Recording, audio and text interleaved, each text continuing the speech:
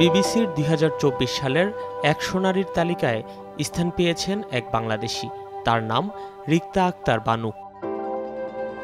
তিনি কুড়িগ্রামের চিলমারী উপজেলার স্বাস্থ্য কমপ্লেক্সের সিনিয়র স্টাফ নার্স। তার মেয়ে তানভিন দৃষ্টি মণি বাক প্রতিবন্ধী। ২০০৮ সালে তাকে স্থানীয় একটি সরকারি প্রাথমিক বিদ্যালয়ে ভর্তি করান রিক্তা। কিছুদিন পর শিক্ষকেরা বলেন প্রতিবন্ধী শিশুকে তারা পড়াবেন না। অনেক অনুরোধেও মেয়েকে সেখানে আর রাখতে পারেননি। সেই বেদনা থেকেই প্রতিবন্ধী শিশুদের পড়ালেখা করানোর জন্য গড়ে তোলেন স্কুল। নাম দেন রিক্তা আক্তার বানু বুদ্ধি প্রতিবন্ধী বিদ্যালয়। গত ১৫ বছরে নানা সমস্যা মোকাবেলা করে রিক্তা আক্তার বানু এই বুদ্ধি প্রতিবন্ধী বিদ্যালয় চালিয়ে যাচ্ছেন।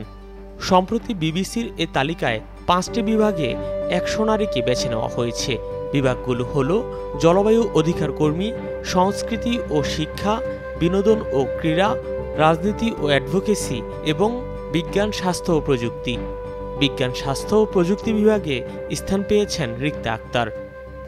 আমি ১০০ জন নারীর তালিকায় যখন আমি খবরটা পাই, আমি বিবিসি থেকে খবরটা পাই, তখন আমার মনে হয়েছিল যে আনন্দে আমার মনে হয়েছিল যে আমি মনে হয় দিশেহারা হয়ে যাচ্ছি।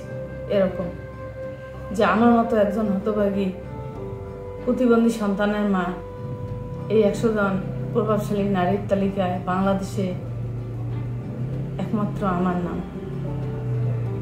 তো এটা আমি মনে করব, এটা আমার অনেক আনন্দ লাগতেছে এবং এটা শুধু আমার আনন্দ না, গোটা বিশ্বের প্রতিবন্ধী সন্তানের মায়ের আনন্দ।